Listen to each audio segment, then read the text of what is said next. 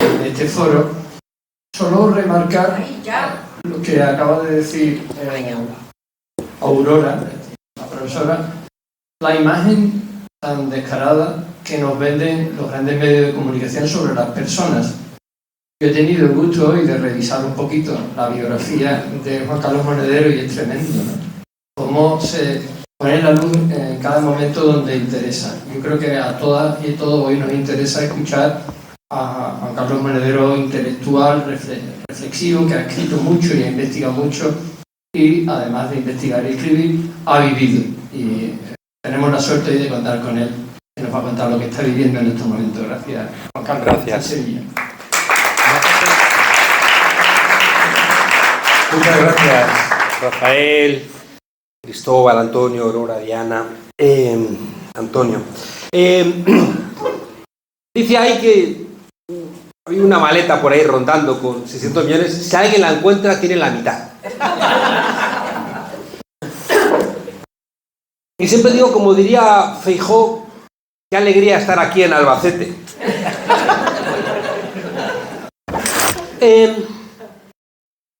¿Por qué Alberto Garzón ha tenido que cambiar una decisión que tenía que ver con su vida? Y Feijóo se ha podido presentar a las elecciones veraneando con un narco. ¿Por qué Pablo Casado, después de decir algo tan sensato como que era inmoral que el hermano de la presidenta de la Comunidad de Madrid se enriqueciera durante la pandemia con una comisión de 260.000 euros por vender mascarillas con sobreprecio, por qué después de decir eso duró 5 o 6 días? Siendo el secretario general del Partido Popular. ¿Por qué Vox se hundió en Andalucía? O entendemos a los medios de comunicación, o creo que todo lo que hemos ganado durante el siglo XX, que es dejar de ser súbditos para pasar a ser ciudadanos, lo vamos a perder. Pero tampoco nos engañemos, porque a veces parece que los medios de comunicación han empezado a mentir hace una semana, y es lo que algún autor llama un dolor fantasma, como si resulta que antes era todo maravilloso, ¿no? Y tenemos también que entender qué ha ocurrido para que ahora estemos tan escandalizados con cosas que son el lugar común desde que uno puede acordarse. Es evidente que Feijóo puede presentarse a las elecciones después de veranear con un narco. Por cierto, las imágenes que le golpearon un poquito provenían del propio Partido Popular. Es decir, cuando se recuperan las elecciones, el papel veraneante de Feijóo con un narco es porque dentro del Partido Popular sus adversarios hacen que esas fotos circulen. De la misma manera, Pablo Casado, cuando se enfrenta a Díaz Ayuso, hay un día de apoyo mediático a Pablo Casado, porque los medios responden inmediatamente, ¿no? Varía un poquito, que está más perplejo quizá Jiménez Los Santos, pero duran 24 horas. Porque a las 24 horas, todos los medios de comunicación de la derecha, que se habían posicionado, como Dios manda, a favor del secretario general del Partido Popular, viran y se ponen a la orden de quien paga los medios de comunicación, que es la Comunidad de Madrid y el Ayuntamiento de Madrid. En España tenemos el problema de que los medios están todos en Madrid, y por tanto eso genera un control por parte de quien los financia muy alto. Y como en Madrid de alguna manera, pese a que dicen que una España autonómica es una España federal, es mentira. Yo estudié en Alemania, y en Alemania cuando yo estudié la capital estaba en Bonn, la City más importante estaba en Berlín, la City financiera estaba en Frankfurt, los periódicos se hacían en Frankfurt o en Biel o en Berlín, el Tribunal Constitucional estaba en Karlsruhe. Aquí en España está todo en Madrid. Y en Madrid están los medios de comunicación, están el Consejo General del Poder Judicial, están los tribunales, está la cúpula del ejército, están las sedes de las multinacionales, están los funcionarios. Está todo en Madrid. Por tanto, ese control financiero de los medios de comunicación hace que quien controla la posibilidad de brindar dinero es el que va a determinar, ya digo, incluso que en una polémica entre el secretario general del Partido Popular y una presidenta autonómica gane la presidenta autonómica en ese debate. Los medios de comunicación tienen una lógica que tenemos que entender, si Amparo luego lo comparte, y es que la derecha es muy poco flexible a los ataques de los medios de comunicación. Nos quejamos desde la izquierda, pero cuando le retiran el apoyo en Andalucía a Macarena Olona, desaparece. Es decir que cuando los medios de comunicación le cortan, recordemos también, recuerdo en Madrid perfectamente, un aviso que le hicieron a mi amigo Albert Rivera cuando no quería obedecer las órdenes de los que habían financiado ese Podemos de derechas, y él decía que se había creído la mentira de los propios medios de comunicación que le habían hecho creer al pobre diablo que iba a ser el presidente de España. Porque las encuestas de los medios de comunicación así se lo planteaban. Y él se lo creyó, y cuando le dijeron, ¿vas a apoyar al PSOE? Dijo, no, ya vicepresidente, ¿qué os habéis creído? ¿No? Y entonces desobedeció. Y recuerdo que le dieron un avisito en el ABC poniendo en portada a ¿cómo se llama la señora esta de Madrid? No, bueno, la de Ciudadanos. La que su madre tiene muchas empresas. A Villacís, ¿no? A Villacís, ¿no? Entonces la sacaron en portada a Begoña Villacís como diciéndole, cuidadito. Pero el otro, como estaba en la soberbia y en la arrogancia, que es uno de los problemas que tenemos que analizar, cómo los partidos políticos se han jerarquizado, de alguna manera se han disuelto las instancias deliberativas dentro de los partidos, y esa soberbia que tienen las cúpulas les ciega. Ya decían los griegos que cuando los dioses quieren perder a alguien, primero lo ciegan, ¿no? Entonces, el señor Albert Rivera, cegado en su soberbia, no recibió el avisito. ¿Y cuánto duró Albert Rivera cuando los medios de comunicación le retiraron su apoyo? Cuando empezó mi también amiga, tengo unos amigos, Ana Rosa Quintana, ¿no? Me acuerdo hace un rato. O sea, claro, a mí ese país me debe una plaquita, por lo menos, por haber aguantado a Inda tanto tiempo. Porque hay que tener cuajo para aguantar a Inda.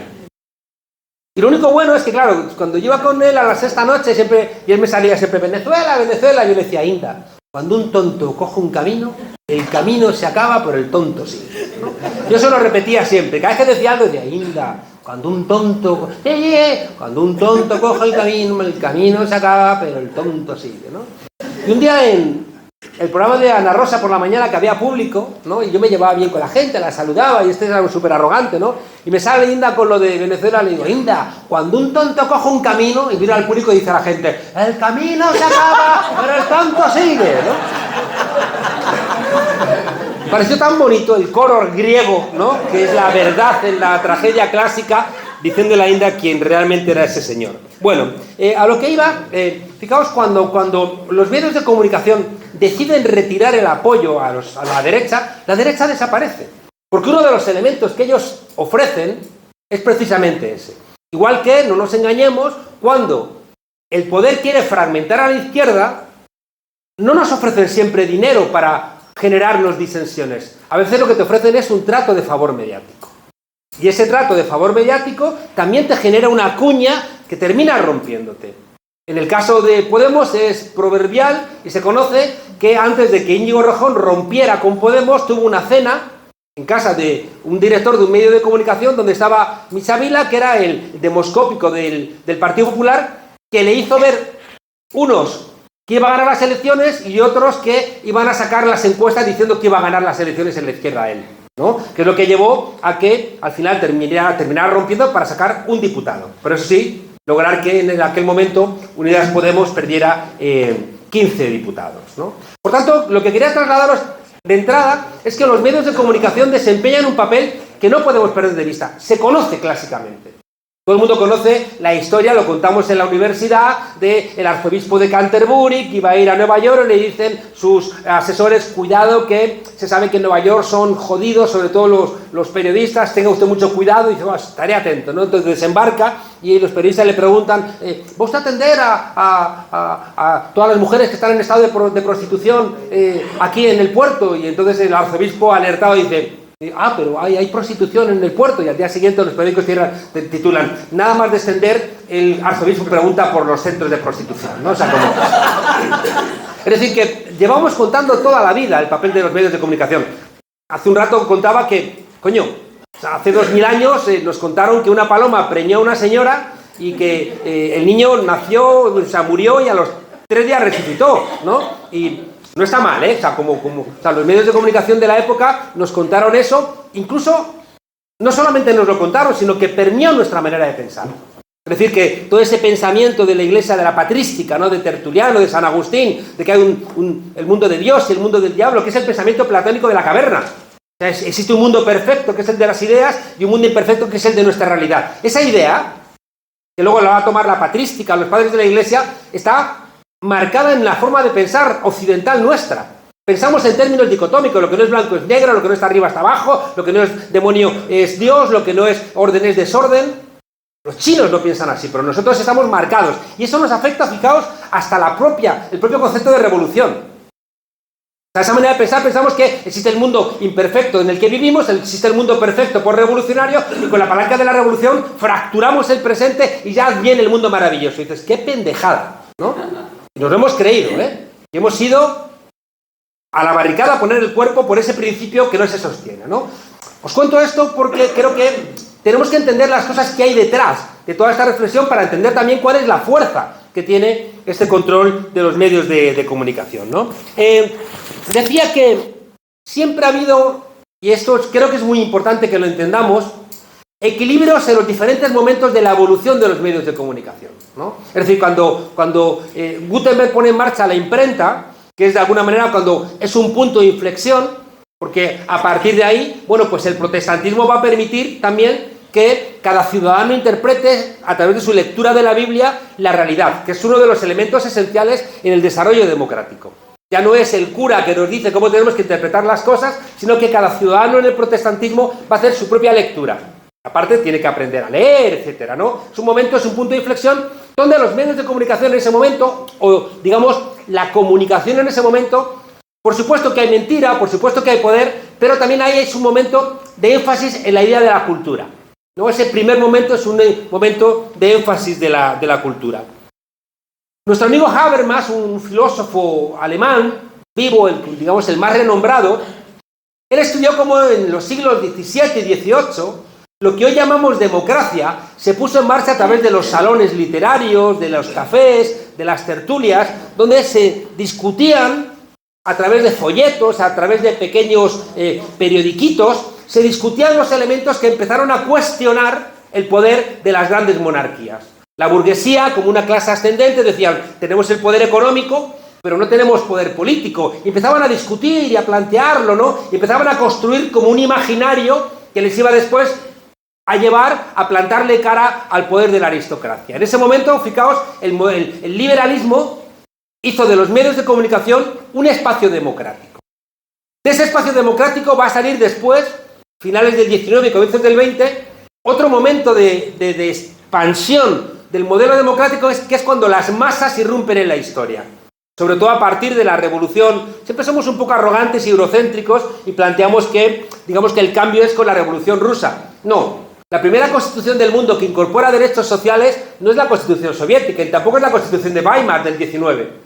La primera constitución que incorpora derechos sociales, que es también la respuesta a la irrupción de los sectores populares en la historia, porque tienen conciencia y están organizados, es en la revolución, en la constitución de Querétaro, de México, de 1917. Porque son los primeros que hacen la revolución.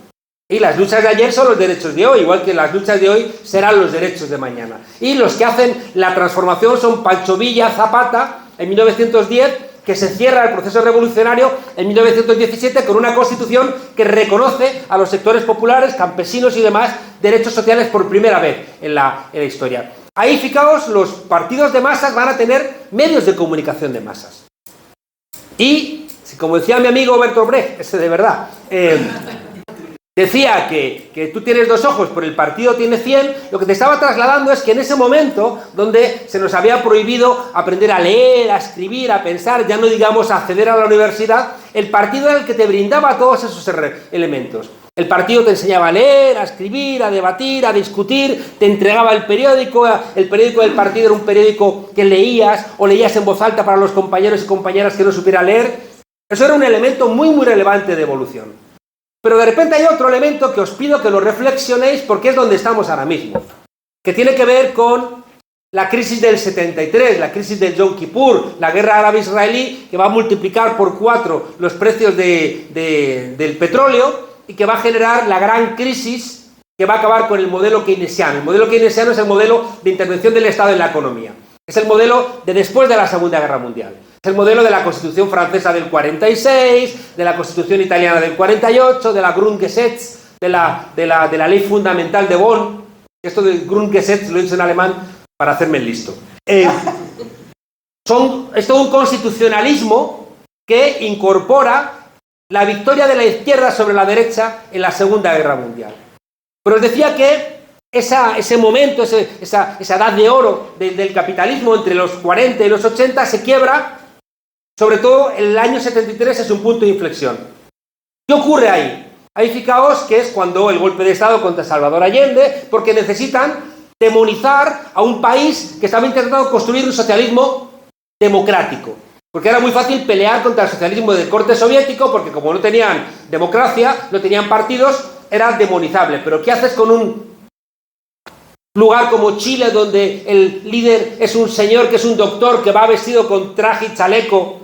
Pues le das un golpe y lo matas, ¿no? Como bien decía Nixon. Entonces, fijaos, es muy importante que entendamos que a partir del 73, que es cuando el modelo neoliberal, los chilenos van a llamar a los economistas que estaban en Chicago, los Chicago Boys, para que implanten en Chile el modelo neoliberal que es el que tenemos hoy en todos nuestros países. El modelo de apertura de fronteras, los tratados de libre comercio, la Unión Europea, el Tratado de Maastricht, la venta de los bienes públicos, la desregulación de la economía, el vaciamiento fiscal de los estados, la mercantilización de todos los ámbitos de nuestra existencia, los paraísos fiscales. Todo ese elemento se pone en marcha a partir del 73. ¿Y sabéis qué se hace también en el 73? Y es esencial que no lo olvidemos. En el 73 se crea la trilateral. La trilateral es el primer gobierno de la globalización en la sombra. En el año 73 es cuando se deja la libre flotación de las monedas. Había un acuerdo del año 44-45, que era el acuerdo de Bretton Woods, que era un acuerdo de todos los países para que fijásemos nuestra moneda al oro y al dólar. En el 73 dicen, allá cada uno que haga lo que le dé la gana. Se abren las fronteras. ¿Recordáis los chistes de Forges? Que había un tipo con un sombrero de copa que iba con un maletín a Suiza a llevar pasta. Ahora sacar dinero del país es legal. Es decir, se rompen todas esas limitaciones que habíamos puesto al capital y se libera. Y entonces comienza lo que llamamos la globalización. Y en ese momento también hace falta que alguien gestione ese capitalismo global. Porque cuando el capitalismo es nacional, como entre los años 40 y los 80, quien gestionaba el capitalismo eran los estados nacionales. Pero si el capitalismo ya no es nacional y es global, ¿quién lo gestiona? Pues se inventa la trilateral. Hoy es el G7, hoy es el G20, hoy es la Organización Mundial del Comercio. Es decir, ellos se han creado sus organizaciones internacionales, pero cuidado, en el 73 se inventan la trilateral. Y la trilateral le pide un documento a unos académicos, a unos universitarios, donde está un tipo que es el tipo más feo y más dañino, seguramente, de la segunda mitad del siglo XX, que se llamaba Samuel Huntington, que el Señor tenga en su gloria, Juan Pablo II, y con ellos allí, disfrutando de la eternidad. Bueno, pues, y esto es muy importante, amigas y amigos. Le piden a Huntington y a es como los chistes, le piden a un norteamericano, a un japonés y a un europeo, ¿no? A un chino, a un japonés que se llama Watanuki, a un francés que es Michel Courasier, y a Huntington un informe sobre la crisis de las democracias. Y miren ustedes la inteligencia. Ellos dicen, es verdad, hay una crisis, pero no es una crisis de legitimidad del capitalismo, es una crisis de gobernabilidad de la gente. El problema no es que los gobiernos sean ilegítimos, es que la gente está ingobernable. Y va a decir Huntington, hay un exceso de democracia. Y toman dos decisiones que afectan directamente a esto que estamos discutiendo aquí hoy. Y se lo traigo a colación porque tenemos que saber de dónde vienen las cosas. Decía en los años 30 Ortega y Gasset, lo que nos pasa es que no sabemos qué nos pasa. Y les digo una cosa con absoluta rotundidad. O volvemos a estudiar o estamos jodidos. O volvemos a estudiar o no tenemos herramientas para saber por dónde nos vienen los golpes. Como decía Mario Benedetti, daremos golpes de ciego, pero necesitamos dar golpes de vidente. Pero si no sabemos por dónde nos vienen, si nos dispara un dron que no vemos, no sabemos qué demonios hacer. Por tanto, o volvemos a estudiar o no vamos a ningún lado.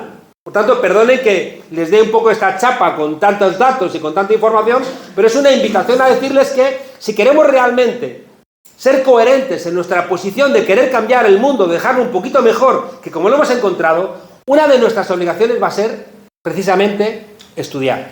Bueno, les decía que en ese informe del año 75 sacan dos conclusiones terribles para lo que hoy estamos aquí discutiendo. La primera es que dicen, es la última vez que dos periodistas de mierda se cargan al presidente de los Estados Unidos.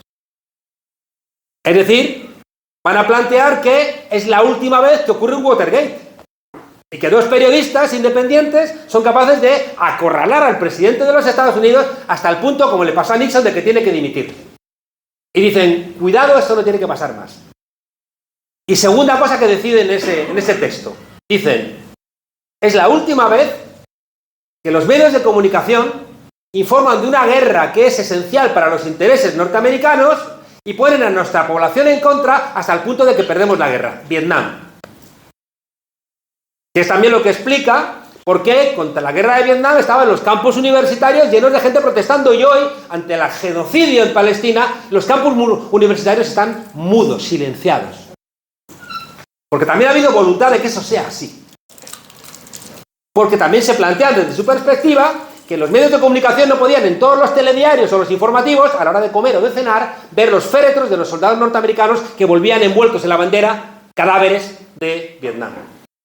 Por tanto, estamos hablando del año 75, es decir, hace 50 años, toman la decisión de controlar los medios de comunicación para que no vuelva a ocurrir eso.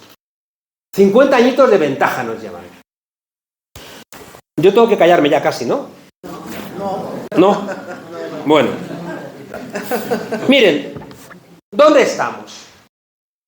Porque es que no podemos analizar los medios de comunicación de manera idéntica en los diferentes momentos históricos. Yo me quiero mover. Toma aquí. El cuerpo serrano. Pero os doy un poco a la espalda a vosotros. No pasa nada, que Paneles no tiene espalda. ¿Qué pasa como Aurora? Que somos, si somos profesores, es que nos ponen al público. Pon el micro en la boca. Miren, tenemos que saber dónde estamos, porque no podemos analizar los medios de comunicación igual en los diferentes momentos históricos. Si estamos en un momento... Ah, vale. No como los alumnos que te hacen perrerías, ¿no? Cuando vas paseando... ¿Me lo pongo yo? Otro. ¿Encendido el verde? Hala. Entonces, miren, que es muy importante. Estamos en un momento de crisis del modelo neoliberal. Es decir, ese modelo que en los años 70 se carga al modelo keynesiano y dice, yo tengo la solución. Y te dicen, abrir las fronteras, desregulad el trabajo, desregulad en los sectores financieros, vended todos los bienes públicos. Ha salido ahí Aurora Alerta. Todas las grandes empresas del IBEX 35 eran empresas públicas. Y las vendió, empezó a venderlas el Partido Socialista y lo remató el Partido Popular, ¿eh? Que a veces nos olvidamos. O sea, ahora mismo yo soy amigo de Zapatero y me llevo muy bien con él y creo que es un gran expresidente. Pero le montamos el 15M porque hizo barbaridades. Porque fue el que hizo el artículo 135, la reforma, etcétera, etcétera, etcétera, ¿no? Entonces, lo que digo que es muy relevante, ¿no?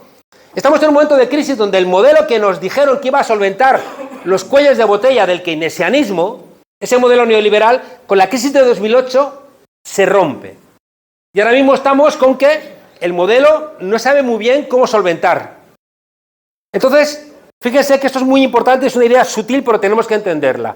El modelo neoliberal nos ofrece, ante esta crisis, más de lo mismo.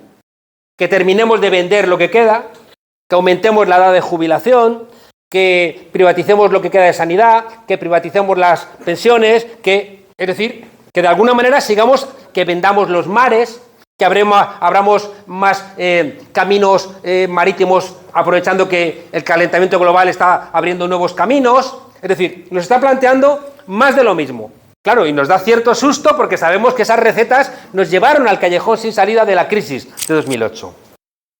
El segundo elemento, junto a este modelo de la crisis neoliberal, que no tiene respuesta a los 4 o 5 desafíos que tenemos, que todos ustedes los están sufriendo.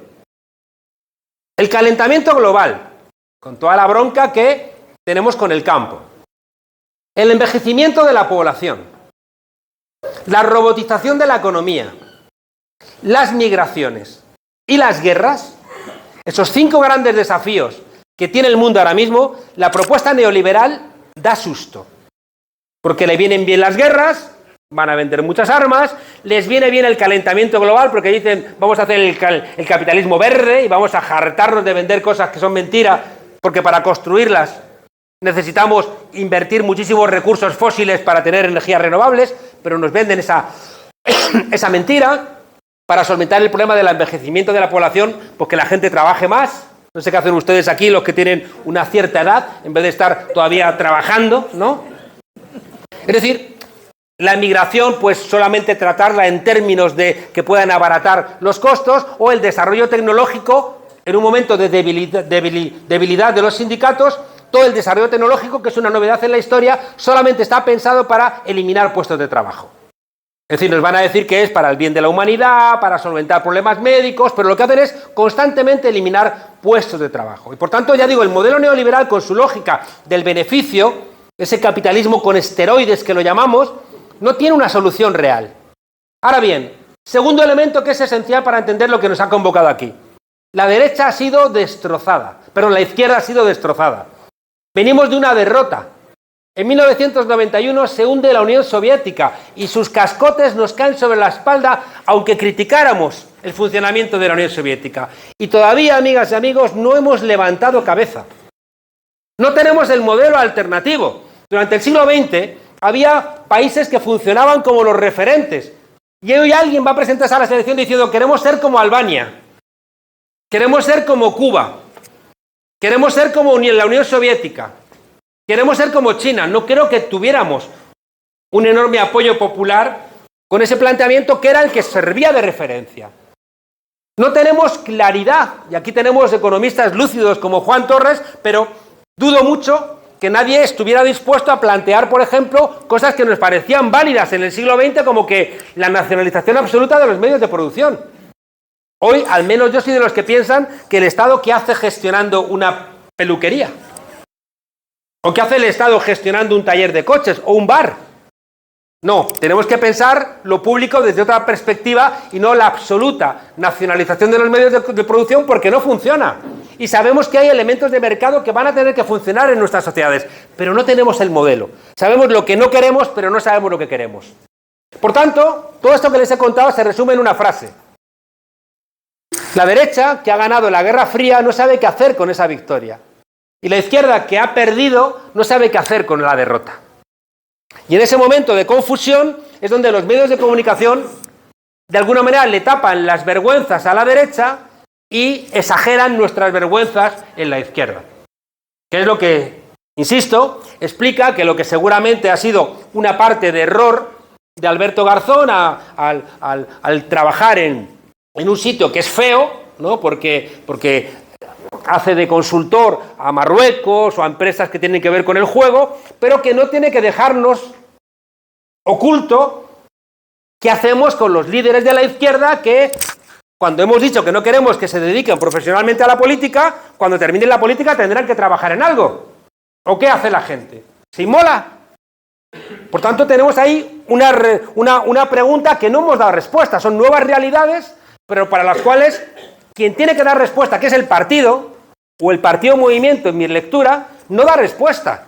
Porque es el partido el que tiene que tomar una decisión, decir, tú puedes hacer esto, tú no puedes hacer esto, yo me encargo de que tú tengas por lo menos 4 o 5 años para que puedas desarrollar tu vida particular sin que perjudiques al partido y sin que te perjudiques a ti tampoco. Son elementos, fijaos, que no estamos respondiendo, pero que claro, nos generan contradicciones, ¡qué mierda! De repente, en 3 horas tiene que salir el pobre Alberto a dar una explicación, a dar marcha atrás, avergonzado, y una cosa que me parece vergonzosa, sus propios compañeros u otra gente de la izquierda atacándole como si fuera la quinta esencia del mal. Algo estaremos haciendo mal cuando nos tenemos esta rabia y esta ira interna. Algo estaremos haciendo mal. Y seguramente lo que estamos haciendo mal tiene que ver con los medios de comunicación. y que está muy clarito con la Unión Soviética. Hay un libro de James Harris que se llama El Gran Miedo, que explica las purgas de Stalin. Y las purgas de Stalin tenían que ver con un sistema que desde que nace, desde la revolución, desde los primeros momentos, pues los están persiguiendo. E intentan atentar, bueno, y atentan contra Lenin, luego atentan contra Kirov, y hay sabotaje, y se juntan los países para hundir el proceso revolucionario en la URSS, y claro, al final se hacen paranoico. Y si encima hay un sistema débil de información, pues al final, cuando alguien te critica, ya no ves a alguien que te está diciendo estamos haciendo esto mal, sino que ves a un enemigo poco menos que de la CIA. Me he puesto un poco intenso.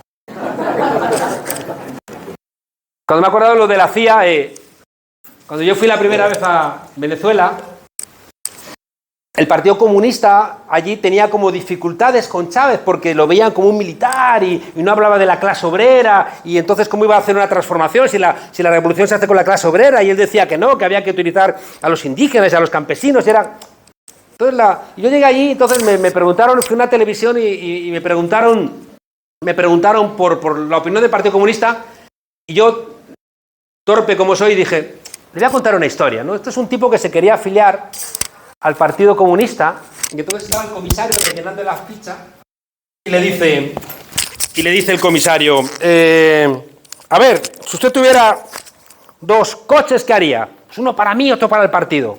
Bien, camarada. A ver, si usted tuviera 2 fincas, ¿qué haría? Una para mí, otra para el partido. Vas bien, camarada. A ver, si usted tuviera 2 aviones, ¿qué haría? Uno para mí, otro para el partido. Pero esto ya está casi hecho. A ver, si usted tuviera 2 gallinas, ¿qué haría? Para pensar. Dice, oiga, no duda de aviones, de carros, de coches, de fincas, y duda de 2 malditas gallinas. Y el tipo dice, es que las gallinas sí las tengo, ¿no? Entonces, conté aquello, y al día siguiente el secretario general del Partido Comunista Venezolano dijo, monedero, con ese apellido, claro, es de la CIA, ¿no? Con ese apellido solo puede ser un capitalista y tal. Bueno, volvamos al cierre de lo que quería contaros. Decía que estamos en un momento de crisis donde el modelo neoliberal ya no puede dar respuesta, o la respuesta que nos ofrece es insistir más en lo mismo, y tenemos una izquierda que anda descolocada, ¿no? Que anda pues haciendo tonterías, ¿no? Está peleada en todos los lugares. Recuerdo hace un par de años que yo lloraba porque en Francia se presentaran 2 partidos trotskistas, 2, un partido socialista, un partido ecologista de izquierdas y Mélenchon. Yo decía, pero ¿están locos? ¿Están locos? ¿Qué les pasa a los franceses? ¿No? Pues ahora, mirad ahora, si queréis, las elecciones gallegas, ¿no? Con 4 partidos de izquierdas, ¿no? Es verdad que en España siempre hemos sido muy generosos. Mientras que en China solamente había un partido comunista chino, en España había 6 partidos pro-chinos, ¿no? Y es verdad, los que son más mayores se acordarán que el partido pro-chino que apoyaba en España la embajada china era el albanés. Que era ya como diciendo, no entiendo nada, ¿no? O sea, cuéntale eso a los alumnos ahora, ¿no? Cuéntale a los alumnos esto que lo van a entender. Bueno, quiero terminar, porque quiero cerrar esto con algo de esperanza, sí. Tengo un amigo profesor que dice, la esperanza es lo primero que se pierde. No, pero miren, o mirad, somos pesimistas esperanzados u optimistas trágicos. Es decir, pesimistas esperanzados, ¿por qué? Porque el pesimismo está ahí, y quien no lo quiera ver, quien sea ingenuo, no va a ser antepasado de nadie. Es decir, ellos tienen el dinero, tienen los medios de comunicación, tienen la diplomacia, tienen las universidades, tienen los clubes de fútbol, tienen los mandos de la policía, tienen a la jerarquía de la Iglesia aquí, les parece el Papa Francisco bolchevique, ¿no? Un comunista. Por tanto, tenemos razones objetivas para ser pesimistas porque venimos de una derrota. Para mí ese es un análisis esencial. Venimos de una derrota. Pero tenemos que ser esperanzados, cuando menos por 3 cosas. Primero, porque no ser esperanzado es darse ya por derrotado. Y eso es una actitud que no sirve para nada en la vida. Es decir, si eres pesimista sin más, ya te han ganado. Por tanto, más vale que lo asumas o que directamente te pases a sus filas. En segundo lugar, y para mí no es menor, y esto que les estoy diciendo es muy importante, en segundo lugar, los que habitamos ideológicamente en la izquierda y bebemos esto de Marx, Sabemos que el sistema capitalista es un sistema sometido invariablemente a contradicciones. Sabemos que el sistema no puede solventar con sus pautas estos desafíos. Es lo que les acabo de decir. Claro que tiene solución al tema de la guerra. Más guerras. Y claro que tiene solución al calentamiento global. Privatizar los mares o privatizar la Antártida. Y claro que tiene solución al envejecimiento de la población. Pues que la gente trabaje más años. Ellos tienen soluciones, pero no valen. Por tanto, seamos conscientes de que los que habitamos en la izquierda es porque entendemos que las contradicciones del sistema están ahí. Y que ahora puede estar más complicado solventarlas, pero no las van a solventar ellos. Y el tercer elemento, que para mí es muy, muy importante, es que incluso en nuestras derrotas, la mitad de los países son nuestros. En América Latina es muy claro. Puede ganar Milei, pero no arrasan. No arrasan. O sea, la mitad de los países están con gente que incluso en Argentina, coño, o sea, votar a Massa, votar a un candidato como Massa, que era el ministro de Economía responsable de un 40% de pobreza, un 40% de pobreza y un 140% de inflación, y sin embargo le ha votado un 46%, creo recordar, es la hostia, con perdón. Es decir, que en todos los países, aunque ganen ellos, hay la mitad del país que ha mamado lo que han sido los gobiernos de cambio y que son conscientes de la importancia de militar en posiciones alternativas. Mientras que los que votan a la derecha, una parte de ellos son inconscientes, son gente que está hasta las narices, son gente a la que no hemos sido capaces de enamorar, son gente que consideran que somos iguales porque cuando gobernamos hacemos políticas muy parecidas a ellos y dicen a la verga con todos y por eso les votan. Pero en cambio, en el voto de la izquierda es un voto que es mucho más consistente. Y por tanto, vale, seamos pesimistas, pero pesimistas esperanzados. Termino. Hay 4 grandes posiciones que tenemos que asumir. Y esas 4 grandes posiciones tienen que ver con cómo aceptamos o cómo nos movilizamos con los medios de comunicación. Las 4 posiciones, que esto lo desarrolla Eric Olin Wright, un autor maravilloso que durante más de 30 años dirigió proyectos que lo llamaban utopías reales. Es decir, que estaban trabajando en modelos alternativos, pero que funcionaban, reales. Pues lo que planteaba, ¿no?, Antonio, es decir, gobiernas el ayuntamiento de Sevilla, pero haces transformaciones que afectan a la vida de la gente. No estás haciendo marcos teóricos que no sirven para absolutamente nada. Tenemos 4 grandes posiciones. Estas 4 grandes posiciones también implican qué vamos a hacer con los medios de comunicación en cada una de las 4. La primera es confrontar el capitalismo.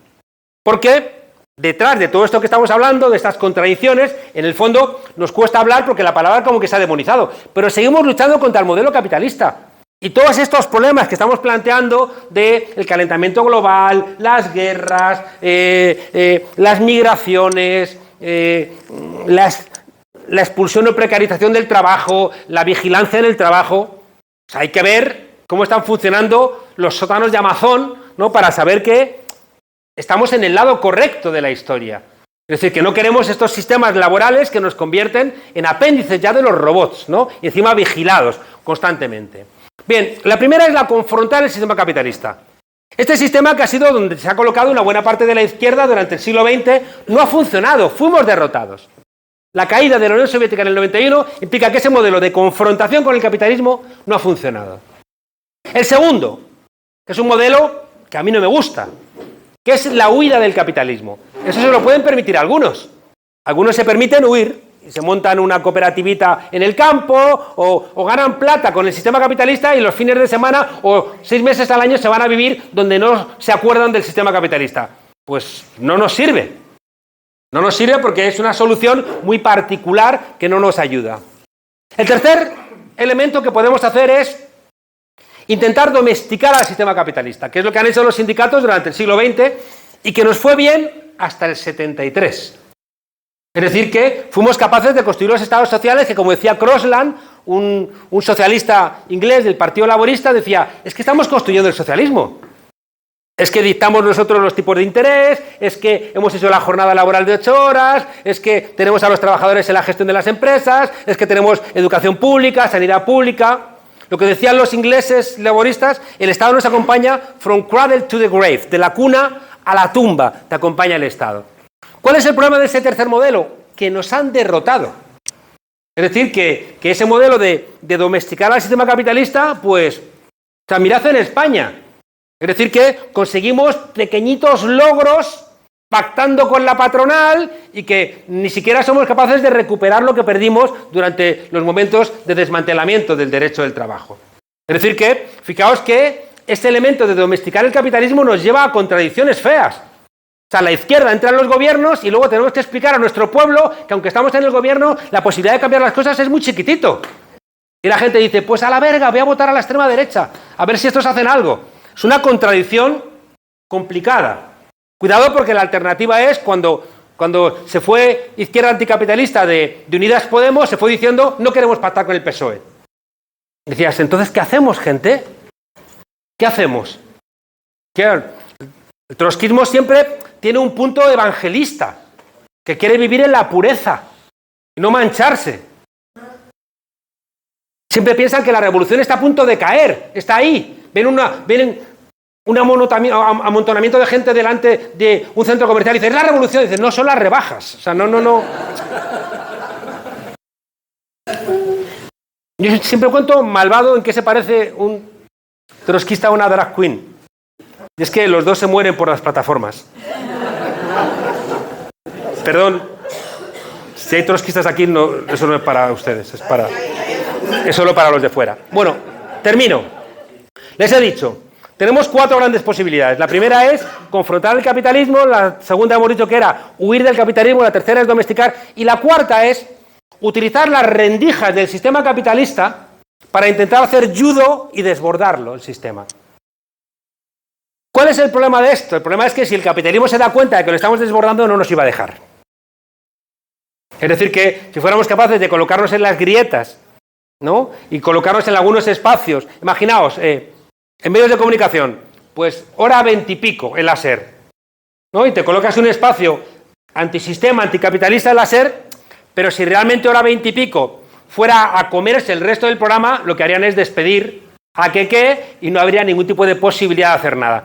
Por tanto, el cuarto elemento, que nos puede parecer simpático, tampoco es real. Entonces, ¿cuál es la solución? ¿Y qué es lo que explica la pelea que tenemos en la izquierda? La solución es los 4. La solución es los 4. La solución es que terminemos con la pelea estúpida que durante el siglo XX ha protagonizado la izquierda, poniendo las 3 almas de la izquierda a pelear. La reformista contra la revolucionaria y contra la libertaria.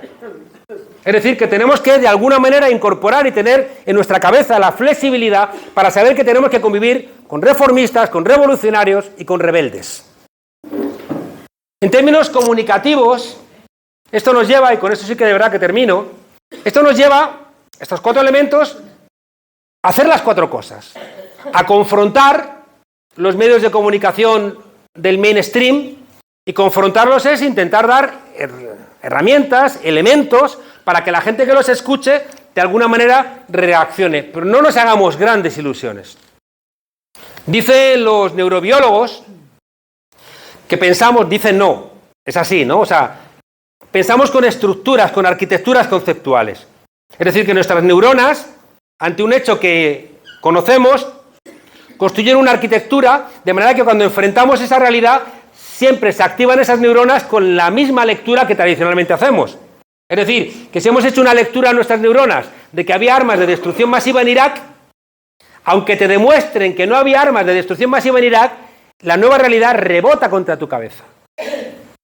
¿Qué dicen los neurobiólogos? Fijaos qué interesante. Dicen los neurobiólogos, lo decía Einstein, es más fácil desintegrar un átomo que un prejuicio. Porque el prejuicio está anclado como estructura neuronal. ¿Qué dicen los neurobiólogos? Dicen, si quieres que la gente piense de otra manera diferente, colócale al lado de su estructura neuronal otra que la derrote. Es decir, si la gente piensa en términos de armas de destrucción masiva, colócale al lado algo que sea capaz de construir una alternativa que no rebote contra la anterior y se convierta en la preeminente, en la hegemónica. Y para eso, y ahí los medios de comunicación son muy importantes, tomen ustedes nota de lo que les voy a decir, lo tienen muy claro los psicólogos. Si tú quieres convencer a alguien de algo, no empieces diciéndole, tú eres un gilipollas. Porque si tú a alguien empiezas diciéndole, tú eres tonto y no te has enterado de nada, se cierra, se repliega y ya no le entra nada. Y ya no le entra nada. Por tanto, la confrontación sirve para reforzar a los que ya están convencidos, pero es muy complicado que incorpore a nuevos sectores. Sobre todo porque los sectores que se te han marchado porque tienen alguna cuita contigo. Y si no les reconoces esa cuita, si no les reconoces ese dolor, si no les reconoces eso que han leído como un problema, olvídate, no vas a poder penetrar. Los medios de comunicación, Aurora, Diana, Rafael, en Venezuela tenían el aparato del Estado. ¿Y para qué servían? Para nada. Para nada. Y tenían los principales. Y que había uno de la izquierda, de la derecha que funcionaba, lo comprábamos. ¿Y qué hacía la gente? Dejaba de verlo. Porque no hemos sido capaces de hacer medios de comunicación atractivos al respecto. Decía Gabriel García Márquez, y lo montó en Cuba, que tenemos que empezar a hacer series de televisión. ¿Sabéis dónde están ganando en América Latina las elecciones la derecha? Con series de Netflix. Y nosotros todavía discutiendo en si sales o no sales en la televisión. Y como tienen tanto dinero, montan una maldita serie de Netflix demostrando que Lula es un corrupto. O que la esperanza es alguien que coincide con el candidato que va a presentar la derecha en las elecciones. O se gastan un dineral en grupos de WhatsApp. O compran grandes piscinas llenas de datos, el Big Data, donde al final nos mandan mensajes particularizados en nuestro Instagram, en nuestro TikTok, en nuestro Facebook. Y nosotros estamos todavía en lugares del siglo XX, cuando la derecha nos está ganando las elecciones en el siglo XXI. Termino planteando que necesitamos trabajar en esos 4 elementos. Hay que confrontar al mainstream, demostrar sus mentiras, pero hay que hacerlo con la suficiente flexibilidad para que a alguien le interese lo que decimos. Un error que ha cometido tradicionalmente los medios de comunicación de la izquierda es que te informaban de lo que no te informaban los medios de comunicación de la derecha, pero no te daba herramientas para ganar el debate en el bar sobre el tema que se discutía, que lo marcaba siempre los medios de comunicación de la derecha. Yo lo que quiero es tener herramientas para poder ganar en el bar al cuñado que está sosteniendo cosas que sé que son mentiras, pero si no tengo las herramientas no puedo vencerle. Necesitamos igualmente respetar el tema de los influencers. Es decir, están siendo seguidos gente descerebrada por millones de personas. Es verdad que hay una parte, y es que si tú sacas del colegio la literatura, la filosofía, la historia, ¿qué referentes van a tener la gente joven? Pues va a tener de referente a alguien que es rico y que de repente, a través de su riqueza, va a ser capaz de acceder como un nuevo rey a cualquier tipo de bien. Necesitamos. Hay 3 cosas que no hemos hecho, que es un error en la izquierda. ¿Qué hacemos que no estamos formando jueces? ¿Qué hacemos que no hay una escuela judicial de izquierdas? Y que incluso la gente de izquierdas que quiere formarse como juez tiene que ser formado por jueces de derechas que al final los terminan haciendo de derechas. Pues vaya negocio.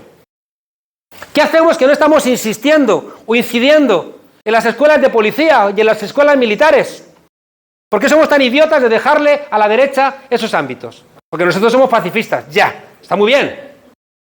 Pero les estamos dejando a ellos la idea de nación, por ejemplo, que se expresa y se enseña en las escuelas militares o en las escuelas policiales. Es un enorme error. Y de la misma manera debiéramos ser nosotros los que debiéramos estar interesados en formar a gente con esa capacidad de influir en los más jóvenes. Porque te sale uno como el Ibai, por ejemplo, que derrota, ¿no?, a los idiotas que están en Andorra o que hacen ese tipo de barbaridades. Porque ellos, cuando critican esos comportamientos, son creíbles. No cuando lo hacemos los más mayores, que no terminamos de enganchar bien con esa gente más joven. La conclusión final de todo esto, siempre lo digo, es que, y no es retórica de autoayuda, ¿no?, es que creo que la solución a todo esto que he intentado plantear con tanta rapidez es que estamos en un momento de crisis, donde lo viejo no termina de marcharse y lo nuevo no puede llegar. Y decía Gramsci que en ese momento es donde surgen los monstruos. La derecha se siente amenazada y por eso se refuerza. Estamos en un momento en donde tenemos todos que tener en la cabeza La tercera ley de Newton, toda acción genera una reacción. No nos engañemos, cada logro va a generar una reacción. Las feministas logran un avance y ahí tienes el crecimiento del antifeminismo brutal por parte de la derecha, de la extrema derecha, y que afecta incluso a gente también de la izquierda. Por tanto, creo que es muy importante que entendamos, yo lo digo con una metáfora, pero va más allá de la metáfora, y es que las 4 cavidades del corazón las rellenemos una con las instituciones. La izquierda no puede seguir discutiendo sobre si hay que estar o no hay que estar en las instituciones. Es una estupidez. Es una estupidez. Yo lo he vivido con mucha intensidad en México, donde influyó mucho un autor que se llama John Holloway, que decía cambiar el mundo sin tomar el poder. Como el Estado está podrido, estemos en los movimientos sociales. Estamos tontos. O sea, les dejamos a ellos el aparato del Estado, estamos tontos. Por tanto, hay que ganar alcaldías, comunidades autónomas, el poder del Estado. Y para eso necesitamos partidos políticos. Necesitamos partidos políticos. Pero cuidado, En el siglo XXI los partidos políticos en la izquierda no van a ser, nunca, van a ser ya monopartidos. Hoy tenemos todos un teléfono móvil. Decía Bertolt Brecht, tú tienes 2 ojos, por el partido tiene 100. Ahora tenemos 100 ojos porque tenemos todos un teléfono móvil. Y es muy complicado que el partido coincida con nuestros puntos de vista. Y es muy fácil que a mí el partido me decepcione en algo. Yo he fundado uno y estoy decepcionado. Por tanto, y esta es una idea muy importante que está en la discusión y que no la estamos entendiendo porque en vez de entender el marco teórico estamos pensando en términos prácticos. Me explico. Si ningún partido en la izquierda va a poder representar a toda la izquierda, tendrá que representarlo un frente amplio o un conjunto de partidos. Eso no significa que sea mentira que, desde mi perspectiva, Sumar es un maldito desastre. Un maldito desastre. Y que alimenta también el enfado de Podemos. Y Podemos enfada y entonces enfada más a Sumar. Y al final ya no estamos entendiendo la importancia de la unidad de la izquierda, sino que estamos intentando entender solamente las razones que tiene cada uno para odiar al otro. Y no vamos a ningún lado. A ningún lado con esa idea, ¿no? Por tanto, la primera cavidad del corazón, conquistar instituciones, y necesitamos instrumentos políticos. Segunda cavidad del corazón, que a veces se nos olvida, la calle, gente. O estamos en las calles o olvidaos. En las calles es donde el miedo cambia de bando. En las calles es donde el poder realmente mide la capacidad de transformación. Durante el siglo XIX, los grandes politólogos, Max Weber y demás, estaban a favor de la parlamentarización de los conflictos.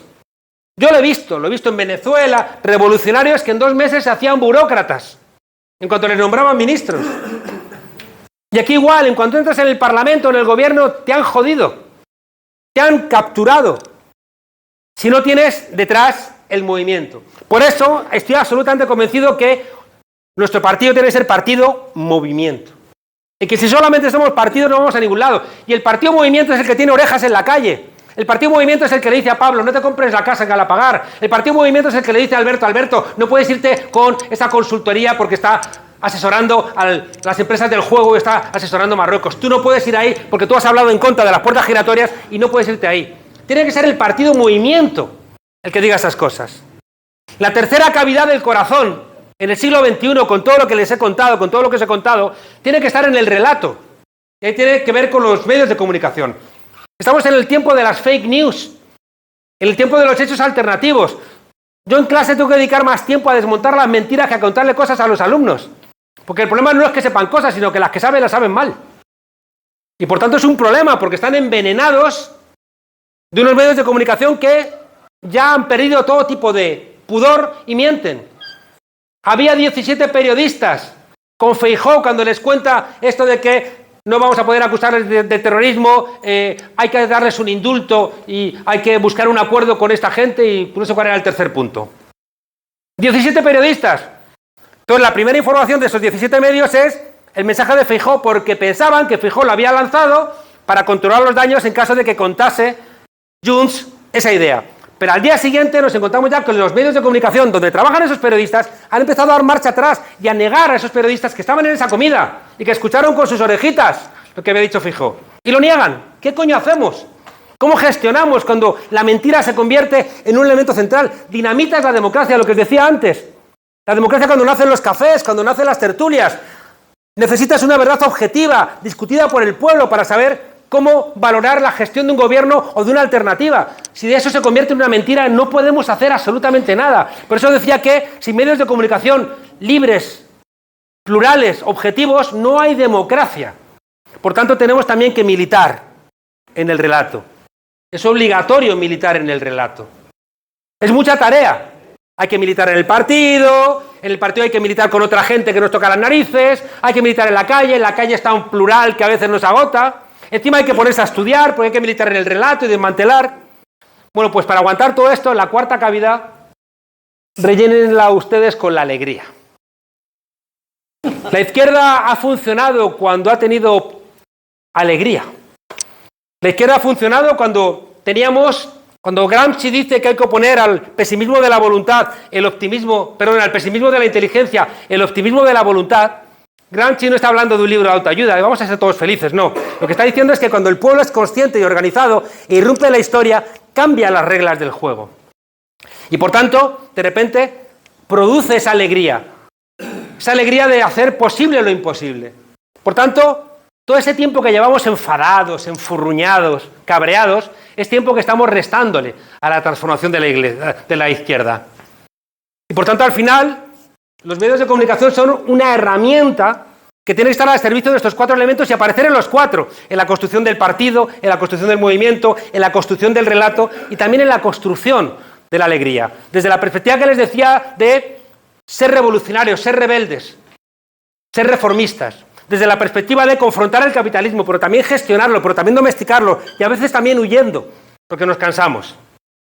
Con todo esto que les quiero contar al final, siempre digo que nos pasaría como a mi amigo Bertolt Brecht, que es que nos crecería la conciencia. Y decía Bertolt Brecht que solamente los pueblos con conciencia son los pueblos que tienen esperanza. Muchas gracias.